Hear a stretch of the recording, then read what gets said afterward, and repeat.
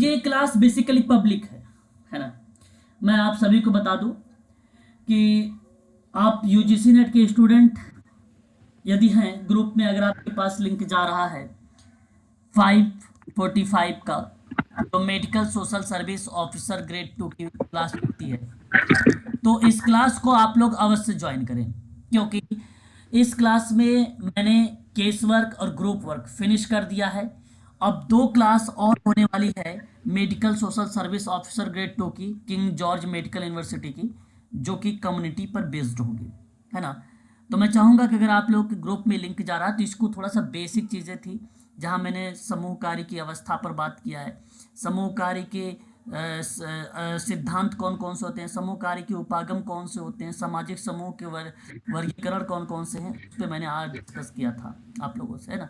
और बड़ा इंपॉर्टेंट चीज़ें होती हैं, क्योंकि मेडिकल सोशल वर्क में फैक्ट पूछा जाता है ना। तो उन्हीं के संदर्भ। एक और सर वैकेंसी है, एक और जी वैकेंसी कौन आया था सर, बता रहे थे कल, थोड़ा एक बार बता दीजिएगा सर हाँ, अभी। एक वैकेंसी बेसिकली अभी हाल ही में निकाली गई है, और वो वैकेंसी बेसिकली लखनऊ के संदर्भ में है। और मैं आशा करता हूं कि सभी लोगों को शायद वो पता, मैंने आपके ग्रुप में उसका नोटिफिकेशन भी डाला है। Kalyan Singh super specialist cancer institute Lucknow की है, जो उसमें 10 सीटों पर वैकेंसी निकाली गई है। आप उसका सिलेबस और किंग जॉर्ज मेडिकल यूनिवर्सिटी का सिलेबस, दोनों का सिलेबस सर एक है, कॉमन है ना सिराज जी।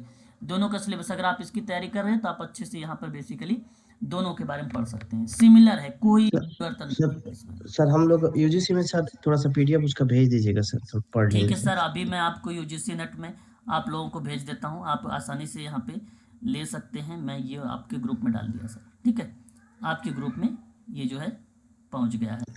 ठीक है, थैंक यू सर। हाँ, तो ये इम्पोर्टेंट चीज़ें हैं, इसको थोड़ा सा ध्यान में रखेंगे। और देखिए, ये सवाल ना जो पूछा गया था, मैंने आपको बताया दिसंबर का पेपर, दिसंबर का पेपर टोटली फैक्ट पे था, सॉरी दिसंबर का paper totally basically application based पे था, यानी 80% था बेस्ड और 20% फैक्ट था। यहाँ 80% रेशियो मान के चलिएगा या 70 के रेशियो मान के चलिएगा, आप लोगों का फैक्ट आने वाला है। तो यानी मेडिकल सोशल वर्क के लिए ये क्वेश्चन पेपर बड़े इंपॉर्टेंट होने वाले हैं, है ना। अब पहला सवाल आपके सामने क्या कहता है, सवाल सवाल पहला है, और ये आपको बता दो पेपर 20 जून 2023 का पेपर है, सोशल वर्क यूजीसी नेट का। कह रहा है कि वैयक्तिक अध्ययन प्रक्रिया में, सिंपल बात, आप समझ पा रहे हो कि केस या स्टडी प्रोसेस की बात हो रही है। वैयक्तिक अध्ययन प्रक्रिया में प्रयुक्त होने वाली प्रविधि निम्नलिखित में से कौन सी नहीं है ना, कौन सी नहीं है, ये सवाल आपके सामने। अब चार ऑप्शन है, चार ऑप्शन है। Sir fourth option. Option D. हाँ देखो, मैं आप लोगों को सकृत समूह पर चर्चा, हम लोगों ने ग्रुप वर्क बेसिकली अभी हाल ही में आज ही कंप्लीट किया है ग्रुप वर्क का पार्ट, और जहां मैंने बताया था कि व्यक्ति यानी सेवार्थी जो ग्रुप के सदस्य हैं, जो बेसिकली ग्रुप के सदस्य हैं, वो सेवार्थी के रूप में जाने जाते हैं। जानते हो कौन बताया था ये बात, कौन बताया था ये बात, बोल। एचबी ट्रैकर ट्रैकर सर, हाँ, ट्रैकर एचबी ट्रैकर। ट्रेकर ने बोला था। अच्छा, एक बात आपके मन में ये चीज आ रही होगी कि एफजीडी होता क्या है, ग्रुप फोकस ग्रुप डिस्कशन होता क्या है। मैं बताता हूं क्या होता है, सुनिएगा ध्यान से। ये ना एक शोध पद्धति है, इसमें ना किसी सेवा, विचार या अवधारणा के प्रति लोगों की राय, है ना, दृष्टिकोण, पॉइंट ऑफ व्यू, विश्वासों के बारे में साक्षात्कार लिया जाता है। किसमें, संकेंद्रित ग्रुप परिचर्चा, फोकस ग्रुप डिस्कशन में, एफजीडी में। यह एक गतिशील शोध पद्धति है, या इसे आप कह लीजिए संरचित शोध पद्धति कह लीजिए। ये ना इंटरेक्टिव ग्रुप वार्तालाप की सुविधाओं को रिलेट कराती है, और समूह चर्चा में ना विचार और राय का आदान प्रदान होता है। इसमें ना समूह को अपना उद्देश्य पूरा करने में मदद मिलती है, समूह चर्चा में सहयोग को बढ़ावा मिलता है, इसमें ना संचार कौशल में सुधार होता है। भाई ग्रुप डिस्कस करोगे, सिंपल सी बात है, कम्युनिकेशन में सुधार मिलेगा, ज्ञान का विस्तार होता है इसमें, हम एक दूसरे से सीखते हैं इसमें। इसमें ना आत्मविश्वास बढ़ता है। इसमें क्या होता है? आत्मविश्वास बढ़ता है। बाकी ऊपर की जो 3 हैं, साक्षात्कार, आपको बता दूं, केस वर्क का पार्ट, वस्तुनिष्ठ प्रक्षेपण, केस वर्क। अगर यहां पर व्यक्तिनिष्ठ होता तो वो केस, सॉरी, वो अगर पार्ट बनता तो भेदभाव, भेदभाव प्रक्रिया को रिलेट कराता। और रिसर्च के अंतर्गत कभी भी, समाज कार्य के अंतर्गत कभी भी व्यक्तिनिष्ठ पर काम नहीं होता है। याद रखेंगे, व्यक्तिनिष्ठ पे हमेशा कार्य होता है, वस्तुनिष्ठ पे। जिस ऑप्शन में वस्तुनिष्ठ लिखा हो वो ऑप्शन हमेशा सत्य जाते हैं। अन्य महत्वपूर्ण स्रोतों से सूचना एकत्रित करना भी, तो ये ऊपर की 3 विधियां बेसिकली अगर हम बात करते हैं तो सोशल केस वर्क अध्ययन के अंतर्गत आते हैं, और एक जो आता है ये ग्रुप वर्क के अंतर्गत आता है। तो सवाल यही था कि व्यक्तिक अध्ययन प्रक्रिया में बताओ कौन सी विधि नहीं है, तो वो डी वाला नहीं है, यानी ऑप्शन 4। ठीक है, आगे बढ़िए। क्वेश्चन नंबर देखिए दूसरा, ये थोड़ा सा आपके रिसर्च को रिलेट कराते हुए क्रियाओं को रिप्रेजेंट करा गया है। अब सवाल कहता है कि दार्शनिक और प्रविधि उपागम को सही क्रम में दर्शाना है। ठीक है, सवाल कहा गया है दार्शनिक और प्रविधिकीय उपागम को सही क्रम में दर्शाना है। जरा बता, समझेंगे इसका मतलब क्या है? ये दार्शनिक प्रविधि उपागम को सही क्रम में दर्शाने का आशय जानते हैं क्या चीजें हैं? जैसे एक शब्द आ रहा तत्व दर्शन, ये सबसे पहले तत्व दर्शन। मैं आपको बता दूं, तत्व दर्शन ना दर्शन शास्त्र की एक शाखा है, या ब्रह्मांड के परम तत्व या ईश्वर की खोज करती है। तत्व दर्शन या ब्रह्मांड के परम तत्व और ईश्वर की खोज करती है और इसके परम स्वरूप की विवेचना करती है। तत्व दर्शन में परम तत्व के अस्तित्व को खोजने की कोशिश की जाती है। यह परम तत्व इस संसार के होने के कारण और आधार को दर्शाती है या उस क्रियाओं को प्रदर्शित करती है, तत्व दर्शन। या और उसके बाद पाठ हमारे सामने प्रस्तुत होता है ज्ञान मीमांसा। तत्व दर्शन के बाद क्या आता है? ज्ञान मीमांसा। दर्शन शास्त्र की यह एक शाखा है जिसका संबंध मानव ज्ञान से है। ये तो ब्रह्मांड से था, ये मानव ज्ञान से है। यह ज्ञान की प्रवृत्ति, उत्पत्ति, सीमाओं और ज्ञान प्राप्ति के साधनों पर आधारित है या उसका अध्ययन किया जाता है। ज्ञान मीमांसा को एपिस्टीमोलॉजी कहा जाता है ना? आप सभी लोग एपिस्टीमोलॉजी कहते हैं। उचित विश्वास और राय के बीच में अंतर डिफाइन करता है, विश्वास की तार्किकता पर बल देता है, सत्यता और असत्यता का भेद करता है। ये ज्ञान को वैधता के रूप में रिप्रेजेंट करता है। ज्ञान मीमांसा के दर्शन के विकास में अहम भूमिका निभाई जाती है ना? ज्ञान को नया आयाम मिलता है इसमें, ज्ञान मीमांसा। आपको बता दें, इसमें अगर किस ज्ञान मीमांसा को अंतर्गत एक नाम आपने सुना होगा चिकित्सक का, जॉन लॉक को। जॉन लॉक को ज्ञान मीमांसा का जनक कहा जाता है।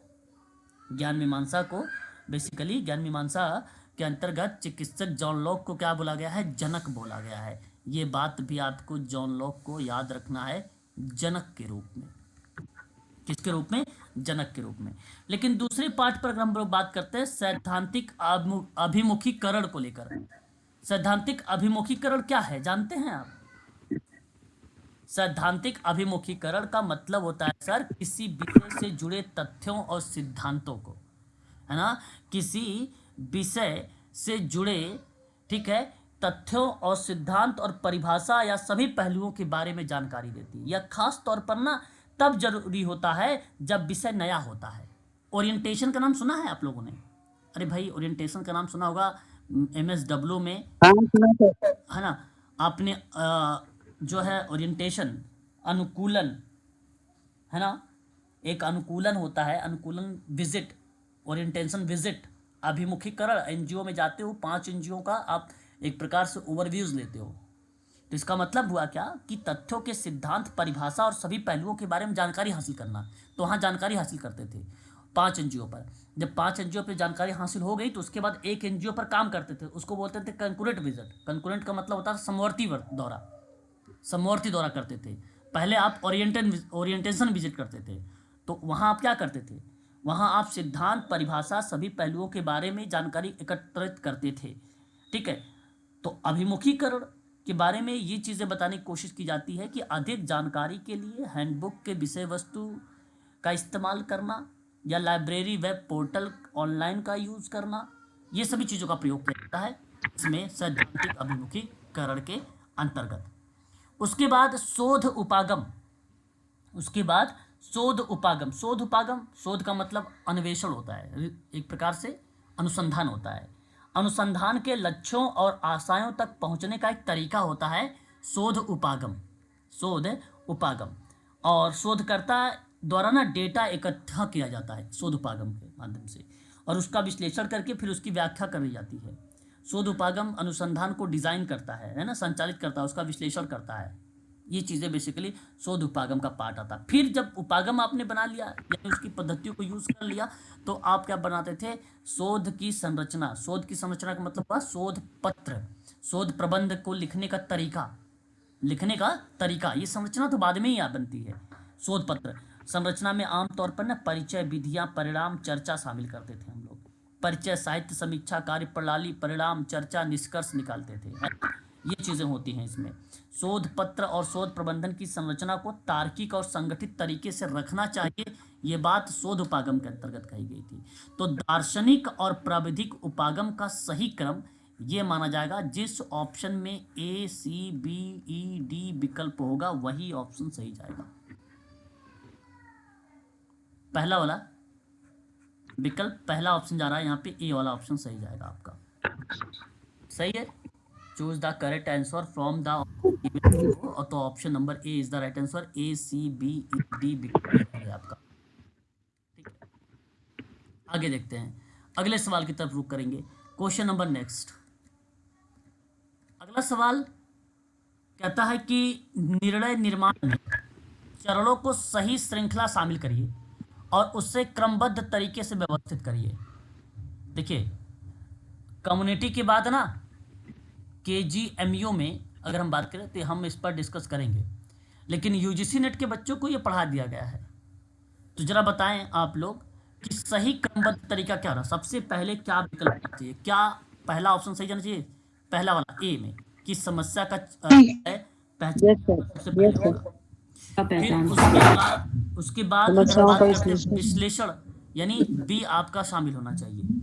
फिर उसके बाद आपका होना चाहिए विकल्पों का विकास, यानी डी यहाँ पे शामिल होना चाहिए। फिर उसके बाद सर्वोत्तम वैकल्पिक समाधान का चयन करना, यानी सी आपका शामिल होना चाहिए। लास्ट में निर्णय की क्रिया, क्रिया मतलब कार्यवाही का रूपांतरित करना, यानी ई आपका शामिल होना चाहिए। जहां पर ए, बी, डी, सी, ई विकल्प होगा, ये ऑप्शन आपका सही माना जाएगा। विकल्प आपका यहाँ पर दूसरा यानी बी वाला ऑप्शन सही जाएगा इस प्रश्न में। ठीक है, अगले सवाल की तरफ। हेलो, हाँ, ऑप्शन सी। थोड़ा पीछे का सवाल थोड़ा, एक मिनट, ऑप्शन सी जा ऑप्शन रहा में है। उसके, हाँ एक मिनट, यहाँ पर A B D C and E है। ठीक, ऑप्शन थर्ड है। हाँ जी, क्या कह रहे हो सर, कह रहा था सर, मैं क्या कह रहे हो सर? यही कह रहा था सर, ये ऑप्शन थोड़ा ये होगा बोल के आगे पीछे। अच्छा, ऑप्शन डी थर्ड होगा, चलो कोई बात नहीं। अब आगे देखिए, एक सवाल और देखिए। अब व्यक्तिक कार्य के बारे में आप पढ़ चुके हैं, व्यक्तिक कार्य के सवाल है, जरा सोचिएगा। व्यक्तिक कार्य के अभिलेखन के संबंध में बताइए निम्नलिखित में से कौन सा कथन सही है। आप सोचो, अभिलेखन का मतलब क्या होता है, रिकॉर्ड, है ना। अब इसके बारे में ध्यान में रख के सोचना है। समाज कार्य प्रचलन सीखने हेतु, है ना, समाज कार्य प्रचलन सीखने हेतु यह अत्यंत महत्वपूर्ण प्रविधि है। हाँ बिल्कुल बात सही है, अत्यंत महत्वपूर्ण प्रविधि है, पॉइंट ए वाला सही है।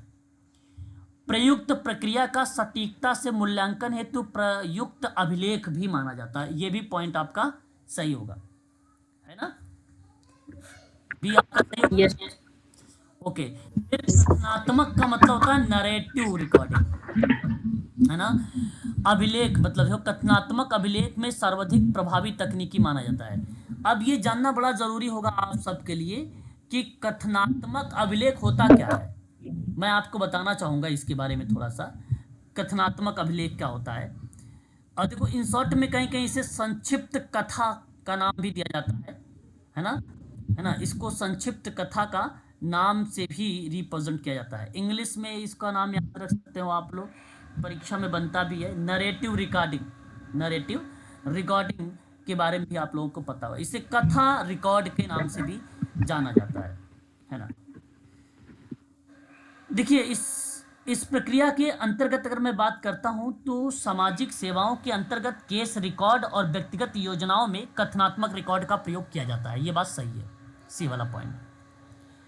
ये उन साधनों का प्रतिनिधित्व करेगी जिनके द्वारा उन लोगों के साथ और उनके बारे में कहानियां बनाई जा रही हैं, जिनके साथ सेवाएं काम करती हैं, जो संबंध निर्माण और परिणामों को प्रभावित करती हैं।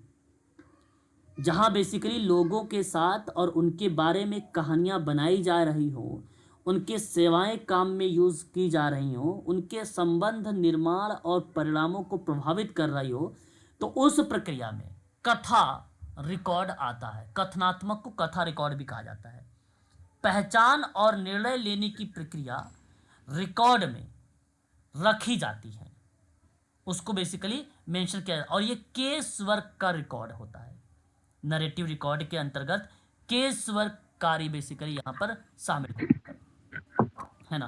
तो मेरे कहने का जो अर्थ यहाँ पर है, सोशल केस वर्क में जब भी क्रियाएं बने तो प्रोग्राम प्लानिंग, है ना, स्पोर्ट कास्टिंग, पेशेंट रिकॉर्ड, ठीक है, newspaper and magazine, social work के आधार पर जो भी चीज़ें बनती हैं उन प्रक्रिया में नरेटिव रिकॉर्डिंग यूज़ में लाया जाता है। काफ़ी इम्पोर्टेंट रहा है ये, परीक्षा में सवाल बन सकता है आप लोगों के लिए, है ना। तो मैं चाहूँगा इस चीज़ को ज़रूर ध्यान रखेंगे।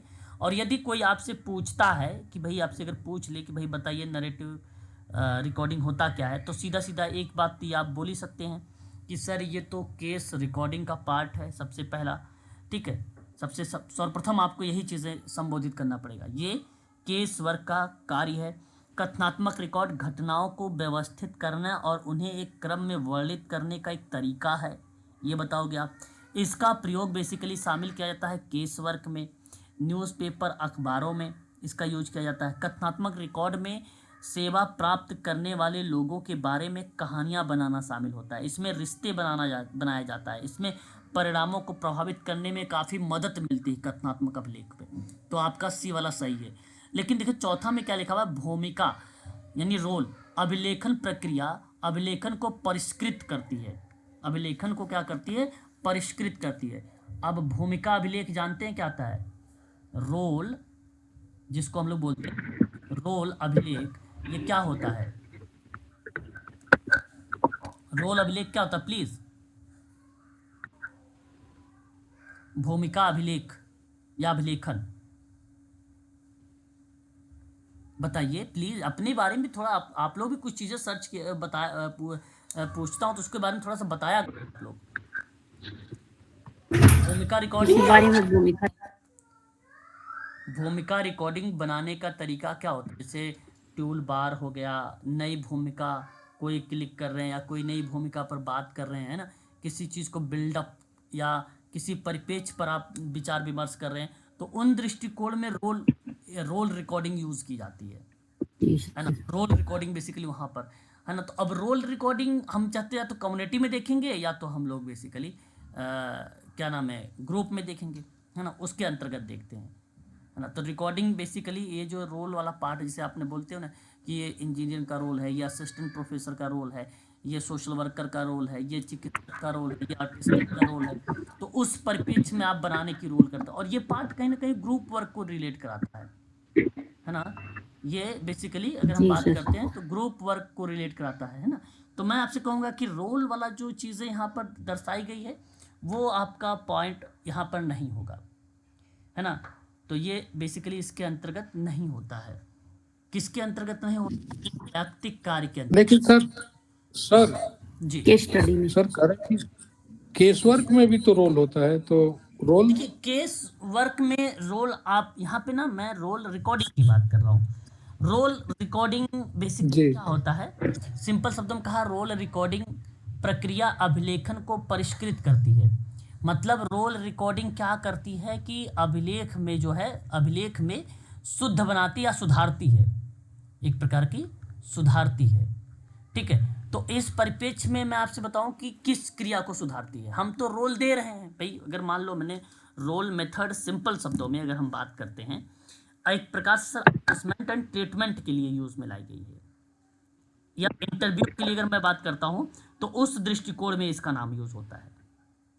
और देखो, समझने की प्रयास करो, मैं एक बात आपको बताता हूं कि रोल रिकॉर्डिंग समूह कार्य सत्र के दौरान कार्यकर्ता और क्लाइंट की क्रियाओं और संचार को रिकॉर्ड करने की एक विधि होती है। एक विधि है, समझिए। समूह कार्य सत्र के दौरान, किसके दौरान? समूह कार्य, ग्रुप वर्क के दौरान नहीं हो, रोल रिकॉर्ड केस वर्क के दौरान नहीं, समूह कार्य के दौरान, केस वर्क के दौरान नहीं, समूह कार्य के दौरान सत्र में कार्यकर्ता क्या करता है? क्लाइंट, क्लाइंट कौन? जो समूह के सदस्य हैं उनको मैं क्लाइंट बोल रहा हूँ। क्लाइंट की क्रियाओं और संचार को रिकॉर्ड करने की एक विधि है सर। इसका उद्देश्य मूल्यांकन करने के लिए होता है या उसका उपचार करने के लिए होता है, उन प्रक्रियाओं में यूज होता है। केस वर्क प्रक्रिया के दौरान रिकॉर्ड करने से ना मूल्यांकन और उपचार में मदद मिलता है। कहाँ पर मिलेगा मदद? रोल में मूल्यांकन और उपचार में मदद मिलेगा। लेकिन सवाल यहाँ पे अभिलेख के संदर्भ, उसके संबंध में बताना है। केसवर्क अभिलेख के, केसवर्क है और उसमें रिकॉर्ड होता है, उस रिकॉर्ड के बारे में बोलना है। तो रिकॉर्ड के बारे में तीन बातें, पहला दूसरा तीसरा सही है। ये जो रोल है ये मूल्यांकन और उपचार, केस वर्क की प्रक्रिया में रिकॉर्ड करने से मूल्यांकन और उपचार में मदद मिलेगी। साक्षात्कार की बात करता हूं मैं, अगर रिकॉर्डिंग कर सकते हैं हम, अधिक प्रभावी साक्षात्कार हस्तक्षेप में सहायता मिल सकती है, वहां पर मिल सकती है।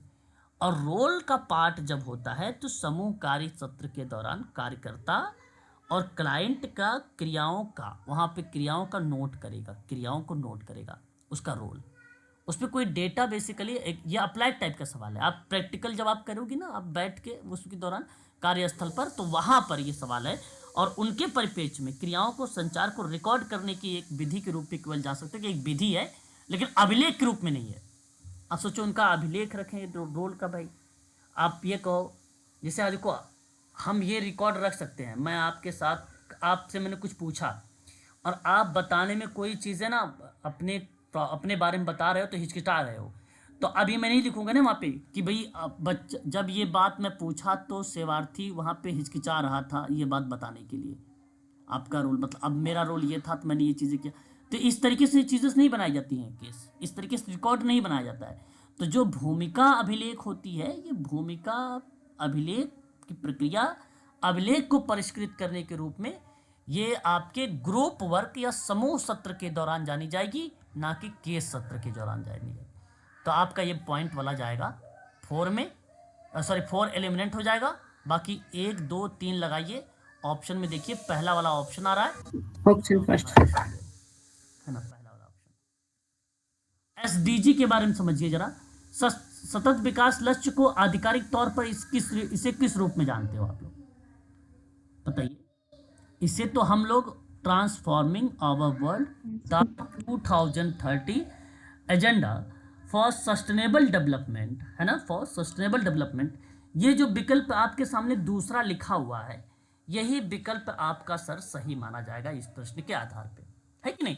आप सबको पता है जी sir. Transforming our world 2030 agenda for sustainable development संयुक्त राष्ट्र महासभा का एक ऐतिहासिक दस्तावेज है, जिसे बेसिकली 25 सितंबर 2015 को न्यूयॉर्क में संयुक्त राष्ट्र शिखर सम्मेलन में सर्वसम्मति से अपनाया गया।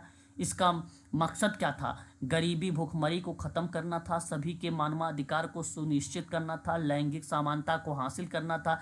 इसी के आधार पर कुल टोटल कितने 17 सतत विकास लक्ष्य रखे गए और उनके 169 विशिष्ट टारगेट या लक्ष्य के रूप में जाने गए, है कि नहीं? इस तरीके से बेसिकली बात कही गई है इसके अंतर्गत, है ना। हालांकि विकल्प इसका जो जाने वाला है वो दूसरा वाला विकल्प यहाँ पर सही माना जाएगा, है ना, दूसरा ऑप्शन। उसके बाद अगर हम बात करते हैं अगले सवाल की तरफ, तो अगला सवाल कहता है कि समाज कार्य के निम्नलिखित उपागम दिए गए हैं और उन उपागमों को उद्भव को सही क्रम में आपको दर्शाना है इस सवाल के आधार पे। क्वेश्चन नंबर हमारे सामने नेक्स्ट। तो मेरा कहने का मतलब ये हुआ कि सबसे पहले आप उपागमों पर अगर बात करेंगे तो आपको उपचारी उपागम यहाँ पर आपका सबसे पहले पॉइंट पर शामिल होगा। और देखिए उपचारी उपागम होता क्या है, ट्रीटमेंट का आप एक थेरेपेटिक अप्रोचेस कह लीजिए, इस प्रक्रिया में बेसिकली इसका रोल देखने को मिला है ना। उपचारी उपागम मैं आपको बता दूं ना, ये किसी चीज को सुधारना या उपचार करने की बात करता है। उपचारात्मक विधि का इस्तेमाल छात्रों को बेहतर बनाने के लिए किया जाता है, स्टूडेंट या क्लाइंट को, है कि नहीं, यही चीज आपने सुना होगा। तो इस उपागम पर बेसिकली अलग अलग विधियां या मॉडल भी विकास हुए हैं। तो पहला पॉइंट आपके सबसे पहले नंबर पाएगा। फिर प्रणाली, यानी एक प्रकार से अगर हम बात करते हैं, यहाँ पर जो तीसरा पॉइंट लिखा हुआ है वो बेसिकली प्रणालीगत, इसको बोला जाता है सिस्टम अप्रोच।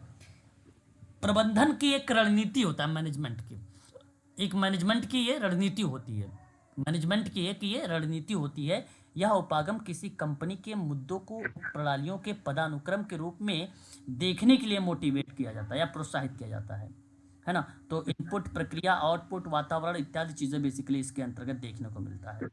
शिक्षण की प्रणालियों के अंतर्गत ये भी उपागम बहुत ही ज़्यादा फेमस रहा है, इसलिए मैं चाहूँगा कि इस उपागम के अंतर्गत भी ये चीज़ें आप ध्यान रख सकते हैं। इसकी इस प्रणालीगत उपागम की शुरुआत हुई थी, जानते हो कब?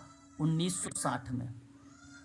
1960 के दौरान ये चीज़ें बेसिकली आई गई थी। एक होता है परिवर्तनकारी, रेडिकल मतलब होता है मूलभूत, रेडक्लिफ ब्राउन के द्वारा दिए गए थे, मैंने आपको पहले ही बता रखा रेडक्लिफ ब्राउन के बारे में, है ना। और Radcliffe Brown, sorry, Robert Beck, Radcliffe Brown, Robert Beck का नाम आता है, रॉबर्ट बेक का नाम आता है। रॉबर्ट ब्रेक और हाँ, ब्रेली। हाँ, तो इनका नाम वहाँ पे देखने को मिला है। परिवर्तनकारी उपागम कई तरह के हो सकते हैं, जैसे परिवर्तनकारी शिक्षण सिद्धांत हो गए, परिवर्तनकारी विकास हो गए, परिवर्तनकारी नेतृत्व हो गया, कई टाइप का होता है इसमें, है ना। और जब भी चीज़ें होती है वो निरंतर सुधार की ही बात करता है इसके अंतर्गत, ये आपका उसके बाद बी पॉइंट को रिलेट करेगा। और लास्ट में आता है अविभेदक उपागम, अविभेदक उपागम, और आप सभी लोग जानते हैं एंटी डिस्क्रिमिनेटरी अप्रोच के नाम से इसको जाना जाता है, अविभेदक, है ना। अविभेदक का मतलब क्या होता है? किसी राशि के दूसरे सापेक्ष परिवर्तन की दर होता है, उसे विभेदक कहते हैं। और अविभेदक की प्रक्रिया में यहाँ पर हम उसके अपोजिट पार्ट कर देते हैं, भेदभाव। तो भेदभाव विरोधी दृष्टिकोण यहाँ पर होता है, किसी भी तरह का भेदभाव करना गैर कानूनी है और इसे रोकना चाहिए, ठीक है। इस प्रक्रिया में ये सिद्धांत को फिर लागू कर दिया जाता है, यानी डी वाले को। जहाँ पर ACBD आएगा वो ऑप्शन आपका सही होगा, जैसा कि विकल्प नंबर आपका सामने यहाँ पर दूसरा है, इस सवाल का दूसरा ही सही जवाब है ना। अगले सवाल में बात करते हैं, क्वेश्चन नंबर नेक्स्ट पे देखिए ये क्या कह रहा है। कह रहा है मानवाधिकार की शुरुआत सुबह के, ये कथन किसका है? Very very most important question. Option A. जवाब आपके सामने, ऑप्शन की तरफ आप सभी लोग जा रहे हो। ह्यूमन राइट्स के संदर्भ में ये सवाल है, परीक्षाओं में इससे सवाल हम लोगों से पूछे जा सकते हैं। और विकल्प आपने सही जवाब दिया है यहाँ पर, लियोपोल्ड सेंघोर का नाम, ठीक है यहाँ पर। और देखिए human rights start breakfast, human rights begin, अगर सवाल आता है एक सवाल, human right begin with breakfast, तो किसका नाम आता है? 1882 में, 1982 में, है ना, जॉन मडेले का नाम आता है। वहाँ पर इन्होंने बिगिन विथ ब्रेकफास्ट कहा, जब इन्होंने स्टार्ट विथ ब्रेकफास्ट बोला है तो लियोपोल्ड सेंघोरे का नाम आता है ना। तो ये चीज़ आप जरूर ध्यान में रखेंगे इसके संदर्भ में, यदि आपके सामने सवाल परीक्षा में पूछा गया तो जॉन मेंडले का नाम अगर पूछा जाता तो बिगिन विथ ब्रेकफास्ट आएगा, बिगिन विथ ब्रेकफास्ट आएगा, जॉन मेंडले का नाम। और यदि आपसे पूछेगा कि मानवाधिकार की शुरुआत बेसिकली सुबह के नाश्ते से होती है, तो इस प्रक्रिया में आप सभी लोगों को नाम लगाना पड़ेगा, लियोपोल्ड सेंघोरे का नाम, लियोपोल्ड सेंघोरे का नाम। विकल्प आपका पहला सही चला जाएगा। सर इसका ईयर क्या है? जी सर लियोपोल्ड का ईयर क्या है? इनका ईयर मेंशन नहीं है मैडम, है ना, ईयर मेंशन नहीं है। क्वेश्चन नंबर नेक्स्ट पर बात करेंगे। वर्ष 1972 में स्टॉकहोम में आयोजित किया गया था मानव पर्यावरण पर संयुक्त राष्ट्र सम्मेलन में वैश्विक स्तर पर डैश की संकल्पना पर चर्चा हेतु प्रथम प्रमुख अंतर्राष्ट्रीय बैठक एक हुई थी। और ये बात आप सबको पता है, आप सबको मालूम होना चाहिए इस सवाल का। Option C sir. Option C. Okay, option C की तरफ आप लोग कह रहे हैं यहाँ पर। बिल्कुल, अगर मैं आपसे बात करता हूँ वर्ष 1972 की बात है ये, और बात कहाँ की मैं कर रहा हूँ, स्वीडन की। स्वीडन के स्टॉकहोम में आयोजित मानव पर्यावरण पर संयुक्त राष्ट्र सम्मेलन पर्यावरण का प्रमुख मुद्दा बनाने वाला दुनिया का पहला बड़ा सम्मेलन था ये। और आप जानते भी हैं कि इसका आयोजन 5 जून से लेकर 16 जून के बीच 1972 में किया गया था। और सम्मेलन में पर्यावरण के अच्छे प्रबंधन के लिए कई सिद्धांत गए थे, है ना। और ये चीज़ आपको ध्यान रखना है। और इस प्रक्रिया में यहाँ अगर हम बात करते हैं तो विकल्प जो बनेगा पर्यावरण के प्रमुख मुद्दे बनाने वाला दुनिया का पहला सम्मेलन, वो बन जाता है आपका स्वीडन स्टॉकहोम में। और आयोजित जो हुआ था वहाँ पर वैश्विक स्तर पर, वो था संधारणिता। क्या थी? संधारणिता। विकल्प आपका तीसरा यहाँ पर सही मान लिया जाएगा इस प्रश्न का। अगला सवाल, ये बड़ा अच्छा सवाल है, आप देख सकते हो यहाँ पर क्वेश्चन दिया गया है कि निम्नलिखित में से अनुमानात्मक सांख्यिकी श्रेणी के अंतर्गत यहाँ पर बेसिकली किस शब्द को शामिल किया गया है। तो बड़ा आसान सवाल है। अगर हम बात करते हैं यहाँ पर कि इस प्रक्रिया में क्या नाम बनेगा, अनुमानात्मक। Option C sir. Chi square, T test और सहसंबंध। ओके, तो यदि मैं आपसे अनुमानात्मक सांख्यिकी की बात करता हूं तो इसका मतलब ये होता है, सांख्यिकी एक शाखा है, सांख्यिकी की यह एक शाखा है। इसका इस्तेमाल ना नमूना यानी सैंपल नमूने के आधार पर जनसंख्या के बारे में निष्कर्ष निकालने और उसके फैसले लेने के लिए किया जाता है। इसमें ना डेटा विश्लेषण करके जनसंख्या के बारे में अनुमान लगाया जाता है। डेटा का विश्लेषण कर लेते हो और उसका फिर अनुमान लगाते हो। तो इस तरीके की श्रेणी कौन कौन से आती है, जहाँ पे डेटा निकाल कर उसका निष्कर्ष निकाला जा रहा हो और उस पर फिर फैसला लिया जा रहा हो, उसका फिर निर्णय लिया जा रहा हो, तो उस प्रक्रिया में कौन कौन से विकल्प यहाँ पर बनने चाहिए। तो एक आपका होगा काई स्क्वायर आता है, दूसरा एक टी टेस्ट का रिप्रेजेंट होता है, तीसरा सहसंबंध आता है। प्रतिशत और समानुपात ये दोनों पॉइंट नहीं रहेंगे, बाकी ADE पॉइंट रहेगा। और ADE की बात अगर हम करते हैं तो ऑप्शन थर्ड यहाँ पर मेंशन किया गया है और यही क्रियाएं आपका सही मानी जाएगी इसके अंतर्गत। अनुमानात्मक सांख्यिकी में जनसंख्या के बारे में अनुमान लगाने के लिए यादृच्छिक मतलब रैंडम सैंपल चुने जाते हैं। रैंडम सैंपल जो चुने जाते हैं वो टी टेस्ट में होता है, कोरिलेशन में होता है और काई स्क्वायर में होता है। ठीक है, ये चीज़ जरूर ध्यान रखेंगे। Question number 10, London, very very most important IMP question, famous सवाल। लंदन में आरंभ हुई चैरिटी ऑर्गेनाइजेशन सोसाइटी का पूरा नाम क्या होना चाहिए? इस सवाल का सही जवाब क्या आप लोग देना उचित समझेंगे? London society for organisation charitable relief and repressive mechanism. Option C. आपका A. Option C sir. Option A sir. Option C होना चाहिए या ऑप्शन ए होना चाहिए? Option C sir. Option A sir. Option A आपका सही ऑप्शन है। ए सही। हाँ, ऑप्शन ए सही है। ऑप्शन सी यहाँ पर आपका मैडम, यहाँ पर अगर हम बात करते हैं इसका सही पॉइंट जो माना जाएगा वो पहला विकल्प आपका सही माना जाएगा, COS का यहाँ पर ये नाम सब ये लंदन की है। कब इसकी स्थापना हुई थी? 1869 में एक्टिविया हिल का एक देखने को मिला था। ठीक है, विकल्प आपका पहला सही होगा। उसके बाद बात करते हैं समूह प्रक्रमों को समझने के लिए निम्नलिखित में से कौन सी प्रक्रिया पूर्ण नहीं थी, मतलब प्रक्रिया कौन सी इंपॉर्टेंट नहीं थी जब समूह प्रकार को समझने। सामूहिक संघर्ष, बिल्कुल आप सही कह रहे हो कि यहाँ पे जो सामूहिक संघर्ष होगा ये नहीं होगा। और बाकी यहाँ के इसके अंतर्गत जो भी ऑप्शंस आपके सामने विकल्प में दिखाई दे रहे हैं, अगर हम बात करते हैं सामूहिक संसंजन के बारे में, संजन के मतलब कोहेंसन शब्द से रिलेट कराया जाता है इसको, कोहेंसन शब्द से। इसका मतलब होता है सामूहिक संसंजन का मतलब सिंपल है। अगर मैं आपसे बात करता हूँ किसी चीज़ को एक दूसरे से रिलेट करना या एक दूसरे के साथ बने रहने की बात करता है, तो ये तो पार्ट है, समूह प्रकार के अंतर्गत बनता है, सोशल कंट्रोल भी बनता है और ग्रुप कल्चर भी बनता है। लेकिन समूह में जो अगर संघर्ष होगा तो ये पार्ट नहीं होगा। प्रश्न पूछा था यही को लेकर, तो यही ऑप्शन जाएगा, ऑप्शन 4 सही होगा। आगे बात करते हैं क्वेश्चन नंबर नेक्स्ट में, और ये सवाल आपके सामने, Ivan Patrick Pavlov, very very most important question, शास्त्रीय अनुबंधन का सिद्धांत दिया था सन 1904 में। ठीक है, ये इसको नोबेल पुरस्कार से नवाजा भी गया है पावलोव को। और अनुकूलन के बाद, मतलब अनुकूलन के बाद घंटी की ध्वनि से मुख से लार का आना आरंभ होता है। घंटी क्या संज्ञापित करती है? घंटी, घंटी क्या थी? घंटी ऑप्शन ए। देखो यहाँ पर जी, यहाँ पर ऑप्शन आपका बनेगा यू आर बनेगा, यू आर बनेगा, जो है अनकंडीशनिंग रिस्पॉन्स बनेगा। यू आर विकल्प आपका 4 करेक्ट होगा। अनुकूलित बेसिकली प्रेरणा या प्रत्युत्तर के रूप में आप इसे कहेंगे।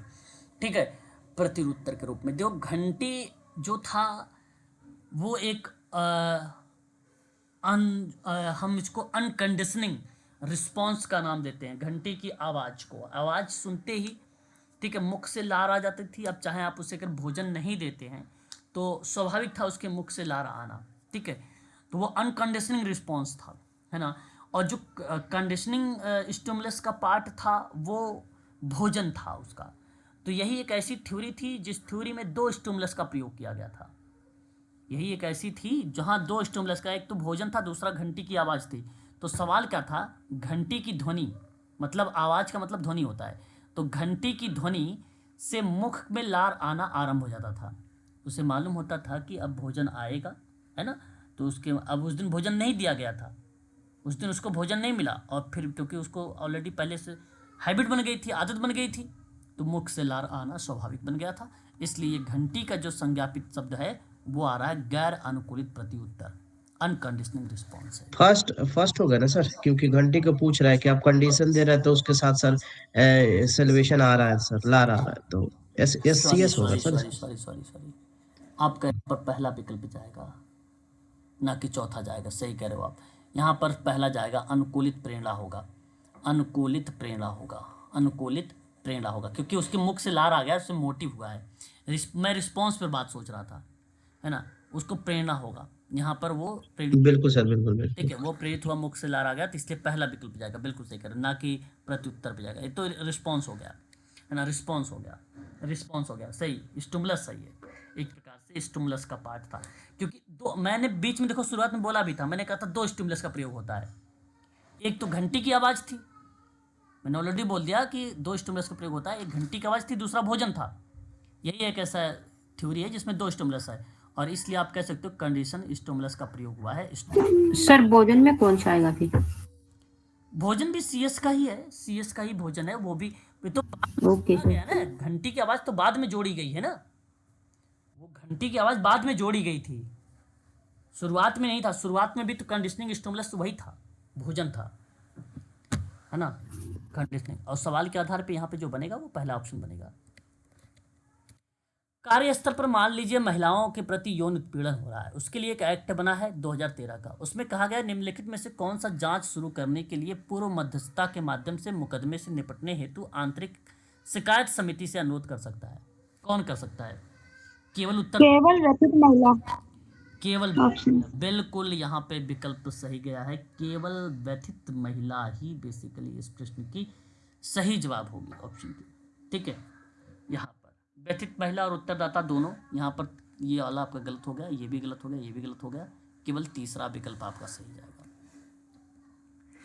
क्वेश्चन नंबर 14 आपके सामने, 14 नंबर का सवाल है ना ये?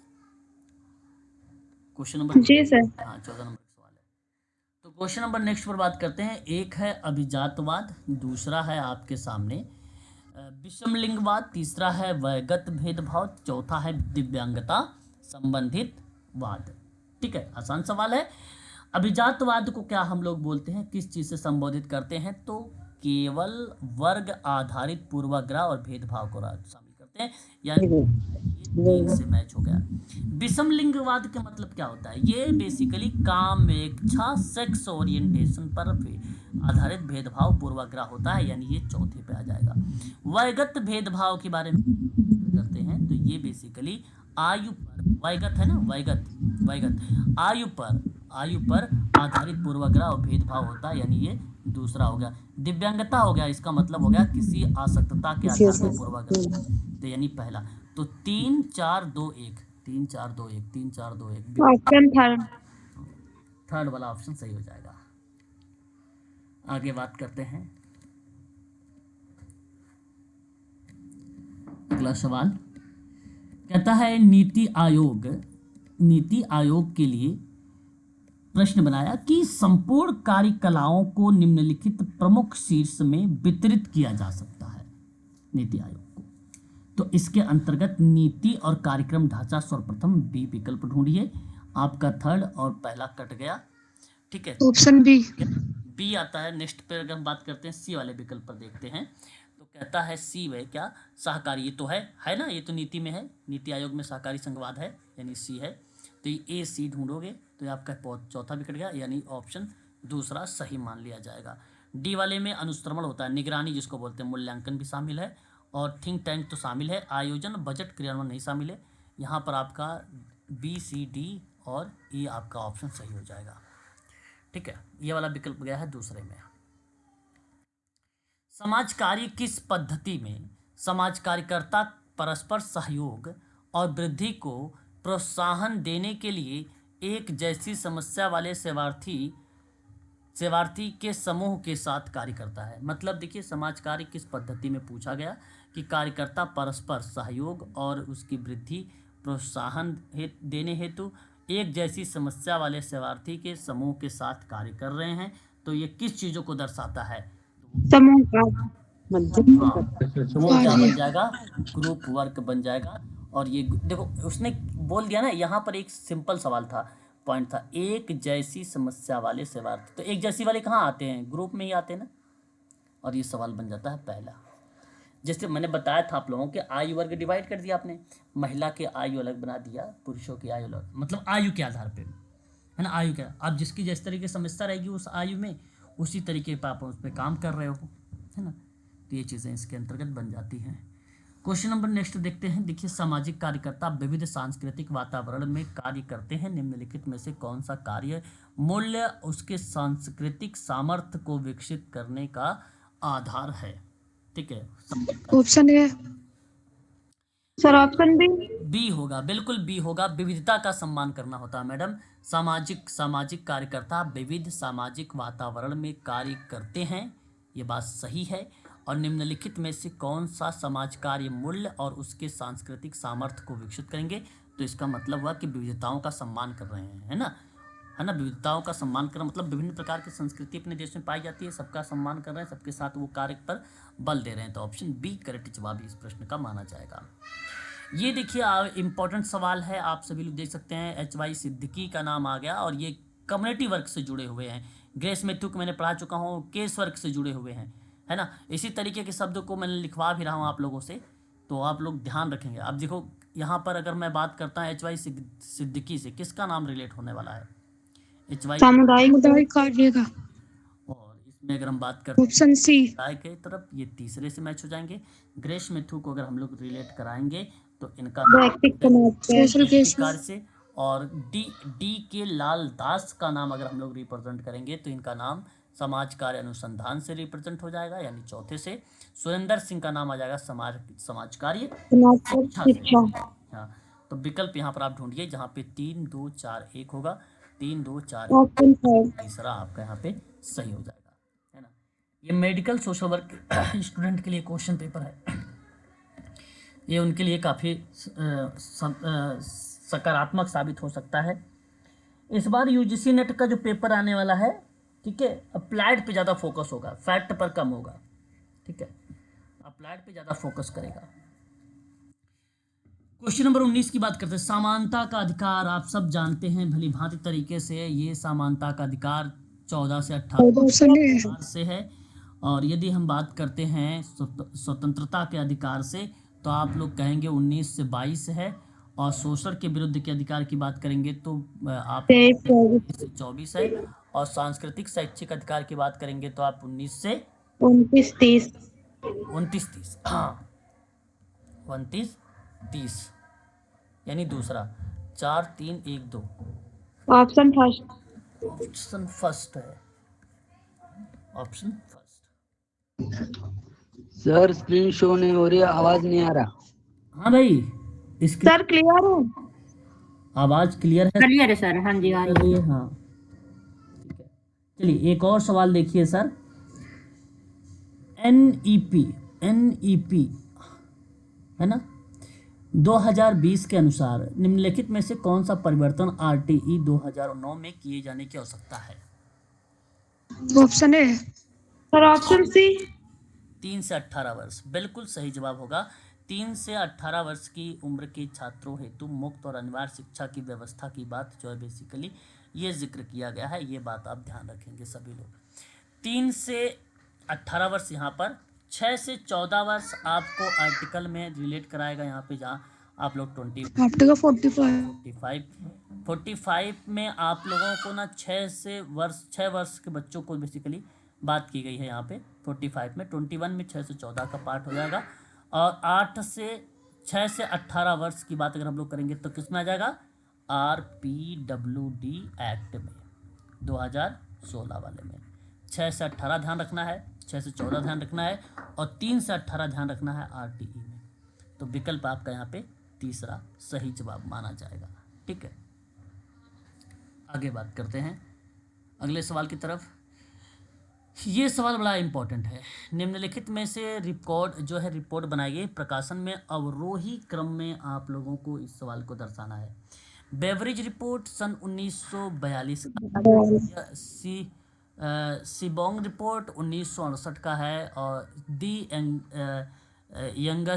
यंगस्ट बैंड रिपोर्ट की बात करते हैं तो 1959 का है, और लेन कमेटी की बात करते हैं तो 1939। तो अवरोही क्रम तो मुझे बताने की ज़रूरत तो है नहीं, कि बता दोगे आप लोग। तो पहले पे क्या बनेगा आपका? सबसे कम 19, उसके बाद ज़्यादा क्या रहा? 1959, फिर 1968, सॉरी एक बार 1959 है ना।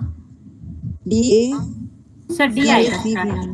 पहले तो क्या बनेगा? पहले तो ए बनेगा, है ना। पहले क्या बनेगा? पहले ए बनेगा, 1939 फिर सी बनेगा, फिर बी बनेगा, बी का 1959।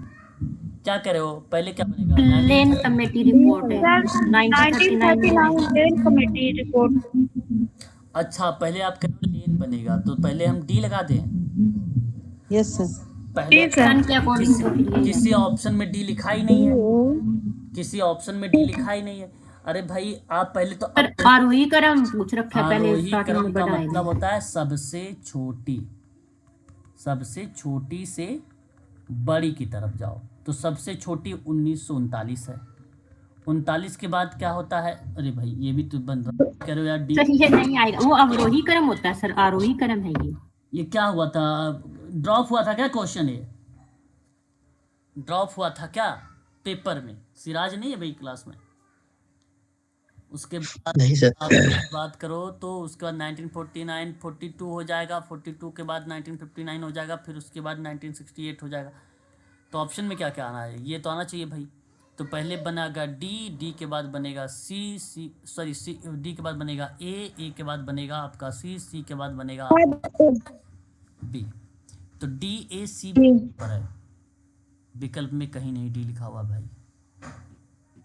ऑप्शन क्या दिया था? सर मेरे पास जो आंसर है उसमें हाँ बोलो। ई दिया है।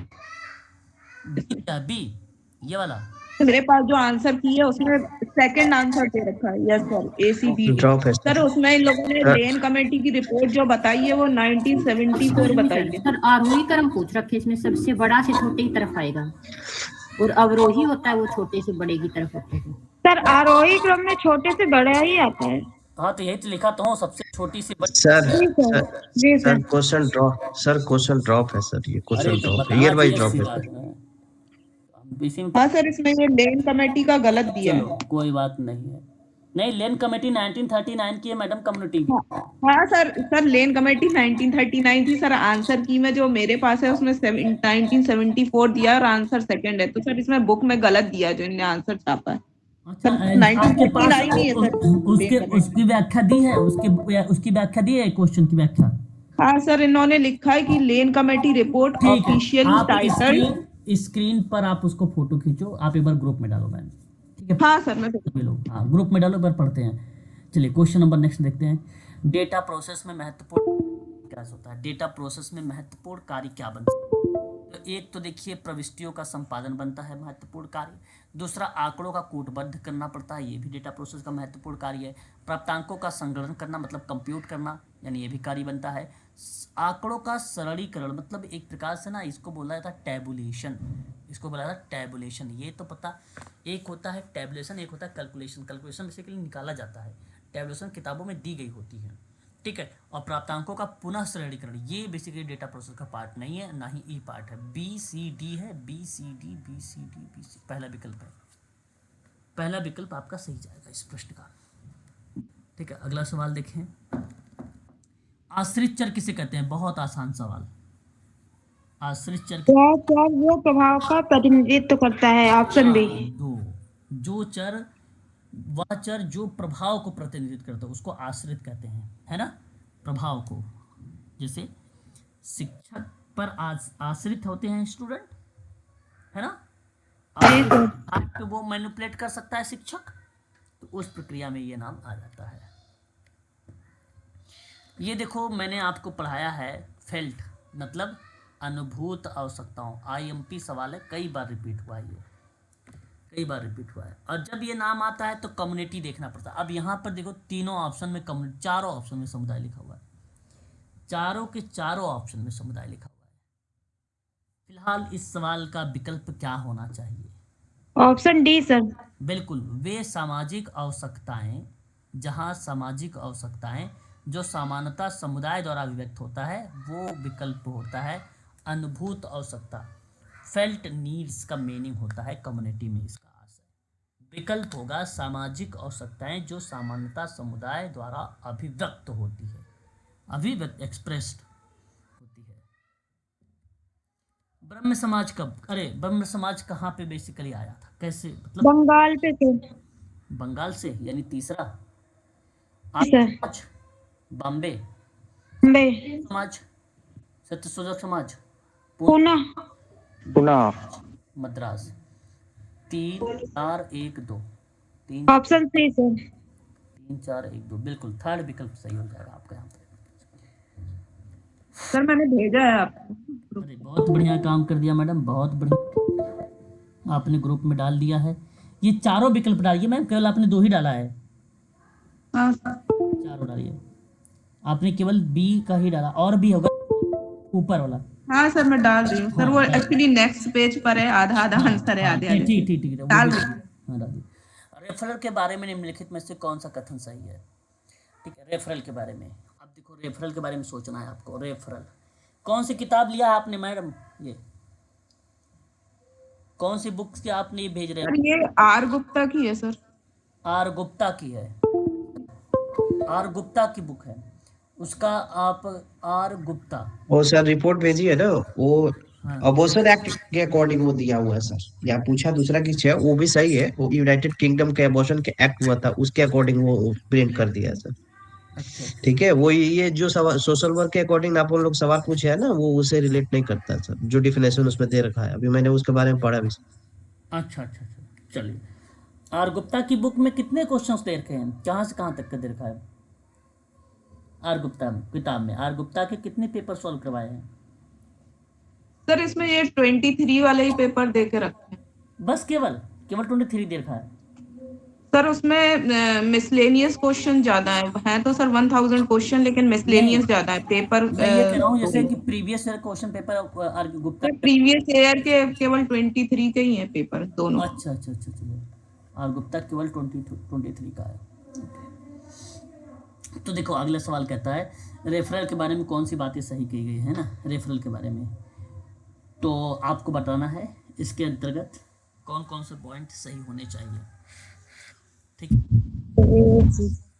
बताइए। पहला तो आपका सही होगा, रेफरल व्यक्तिगत कार्य संकल्पना में जो किसी सेवार्थी और अन्य पेशे के साथ भेजे जाने से संबंधित है, पहला पॉइंट सही है आपका। ठीक है, यहाँ सर पर स्किन दिख रहा है। ओके, या किसी समाज कार्यकर्ता, स्क्रीन नहीं दिखाई दे रही है? दे रही है सर। दे रही है। या किसी समाज कार्यकर्ता विशेषकर उसके ज्ञान और कौशल संबंधी अयोग्यता को दर्शाता है। ये तो गलत हो गया, आगे अयोग्यता गलत हो गया। रेफरल प्रक्रिया में सकारात्मक नकारात्मक दोनों भाव शामिल होते हैं। सी सही है ये सही हो गया। रेफरल वास्तविक मामलों में सेवार्थियों की, अरे अनिवार्य है भाई, गलत है। ए सी केवल सही है, थर्ड वाला सही है। हाँ, केवल थर्ड सही है यहाँ पर। सर स्किन नहीं दिख रहा है। मैडम आपके नेट चले गए होंगे। अब देख, अपना नेट बचा के रखा करो आप लोग। जब नेट चले जाते हैं तो आप लोगों की स्क्रीन नहीं दिखाई देती है, स्क्रीन बाकी लोगों को दिखाई दे रही है ना। चलो ये लास्ट सवाल कर रहा हूँ मैं, लास्ट। ये देखिए, बेवरेज रिपोर्ट की 5 विशाल समस्या कौन सी नहीं है? उनमें कौन सी समस्या नहीं है? विशाल में से कौन सी समस्या इसके अंतर्गत नहीं है? ये सवाल पूछा गया है। देखिए, एक सर ऑप्शन सी, अन्याय और निर्धनता और कष्ट। हाँ, निर्धनता और कष्ट नहीं है, बिल्कुल बात सही करो। गंदगी और अभाव भी है। ठीक है, ये देखो आपको ना नेट पे भी मिल जाएगा। ये फैक्ट वाला सवाल है, इंपॉर्टेंट क्वेश्चन है। नेट पर भी ये सवाल शामिल है, रखा गया है। ठीक है, तो आलस्य, अनभिज्ञता, रोग और गंदगी, अभाव, ये 5 हैं। 5 टाइप के होते हैं। 1 2 3 4 5 ही हैं। 5 विशाल यही है। बाकी अन्याय, निर्धनता और कष्ट नहीं है। तो सी ई नहीं है, यानी तीसरा विकल्प नहीं है। ठीक है, तो आज के लिए बस इतना रखिए। कल हम लोग इससे आगे सॉल्व करेंगे। ठीक ना, यहाँ से। जी sir, thank you. Thank you sir.